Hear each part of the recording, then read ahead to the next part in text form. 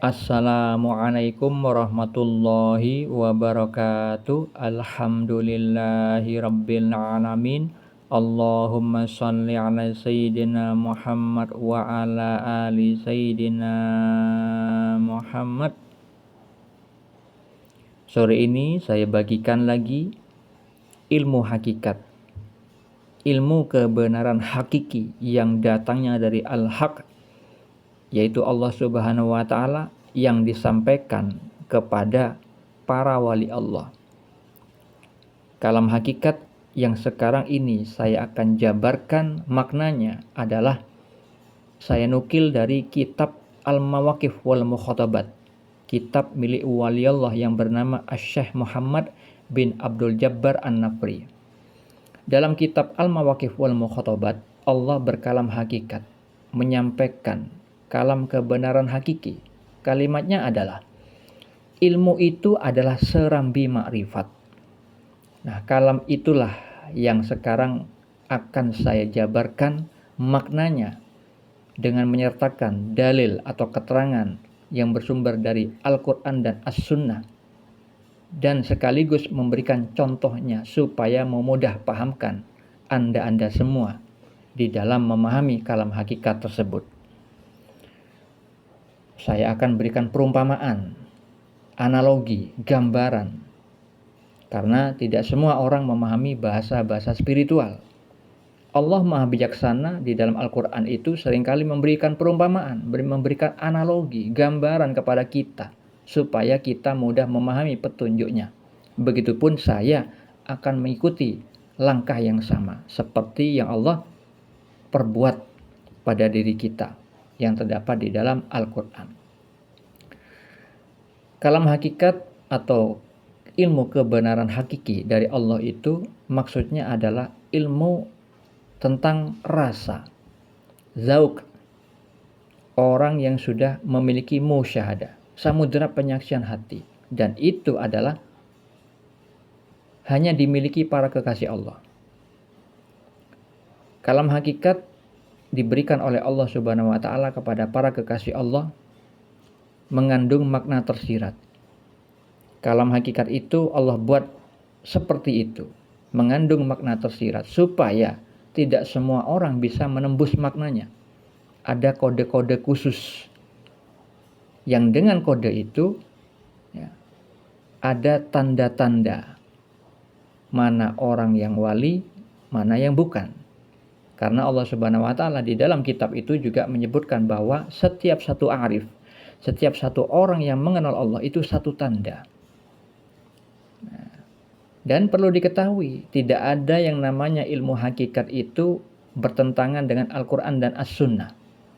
Seperti orang-orang pendurhaka yang menyebarkan ilmu-ilmu hakikat yang bertentangan dengan Al-Quran dan As-Sunnah, seperti halnya mungkin Anda pernah mendengar bahwa orang makrifat tidak lagi sholat. Itu sesat. Karena apa? Bertentangan dengan Al-Quran, bertentangan dengan sunnah Nabi Muhammad SAW, bertentangan dengan kalam-kalam hakikat yang Allah sampaikan kepada para kekasih Allah. Dalam kitab Risalah Al-Ghausiyah membahas tentang sholat, di dalam kitab Al-Mawaqif wal Mukhatabat juga membahas tentang sholat juga. Jadi mereka yang mengatakan makrifat tidak sholat itu bodoh mengenai kalam hakikat. Mereka memaknai dengan akalnya sendiri, padahal dia tidak bertakwa kepada Allah, buta mata hati, sehingga nggak mengerti makna-makna tersirat di dalam kalam-kalam hakikat yang Allah sampaikan kepada para wali Allah. Nah, untuk itulah kenapa Allah itu membuat kalam hakikat itu mengandung makna tersirat, supaya mengetahui mana orang pendurhaka yang berusaha menembus kalam tersebut, maka seperti tadi hasilnya tersesat. Oleh karena itu, Anda simak sampai habis supaya bisa memahami mana ilmu makrifat yang benar, mana yang sesat. Sekarang saya akan jabarkan kalam hakikat yang tadi. Ilmu itu adalah serambi makrifat. Maknanya adalah, ilmu itu adalah penghantar menuju makom, menuju kedudukan orang yang makrifat kepada Allah. Makrifat itu artinya mengenal. Dan mengenal itu baru artinya, sedangkan maknanya itu adalah bertakwa.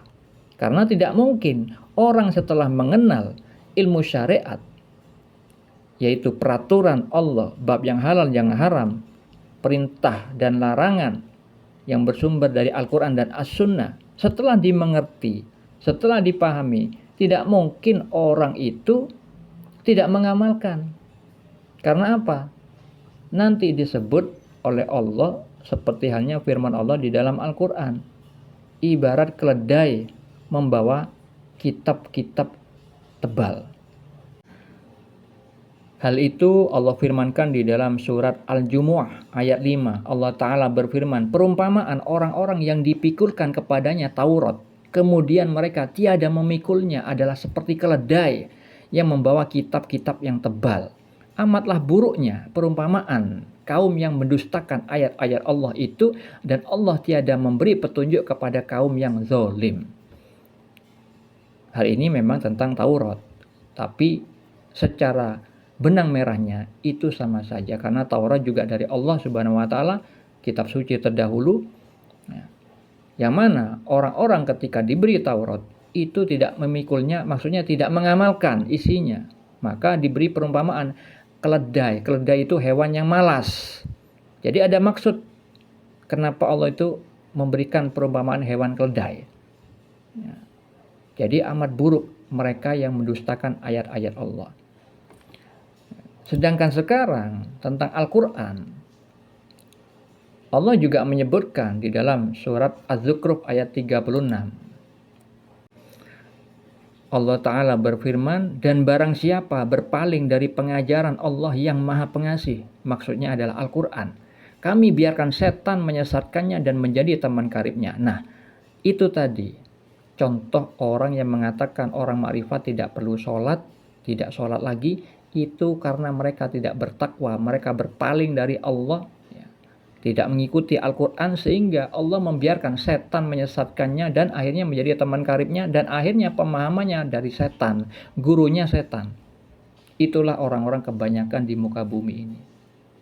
Hati-hati.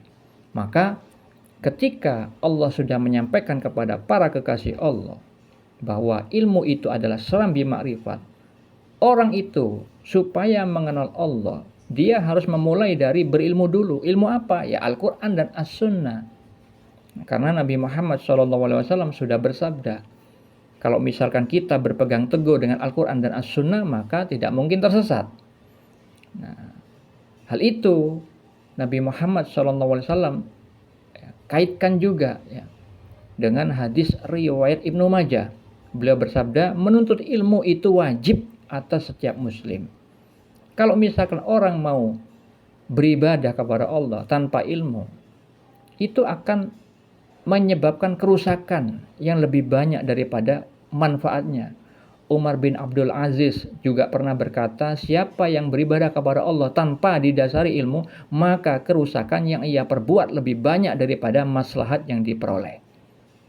Nah, sebagai contoh yang memudah pahamkan, kalau misalkan kita ingin mendapatkan rasa masakan, kita ingin mengenal rasa masakan, kita harus merasakannya sendiri. Tidak bisa kita dengar katanya enak. Itu berarti kita belum kenal rasa itu dengan diri kita sendiri. Maka untuk mendapatkan rasa masakan yang benar, kita mengawali dari memahami resep masakan terlebih dahulu, dipahami dengan benar, kemudian lanjut bertarekat, lanjut belajar praktek masak. Tarekat itu adalah tata cara pelaksanaan ilmu syariat. Memasak itu harus mengikuti resep masakannya. Kemudian diperolehlah rasa masakan. Nah, di situ akhirnya mengenal dengan kebenaran hakiki, bukan dari katanya orang. Nah, seperti itu sebenarnya ma'rifatullah, orang bertakwa yang didasari dengan ilmu. Makanya Allah berkalam hakikat di dalam kitab Al-Mawaqif wal Mukhatabat, bahwa hanya dengan ma'rifat orang dapat beramal. Jadi orang setelah mengetahui ilmu syariat dengan benar, maka orang seperti itulah yang bisa dikatakan beramal. Karena apa? Amalnya disertai dengan ilmu yang benar, ilmu yang hakiki yang bersumber dari Al-Quran dan As-Sunnah. Semoga bermanfaat. Assalamualaikum warahmatullahi wabarakatuh.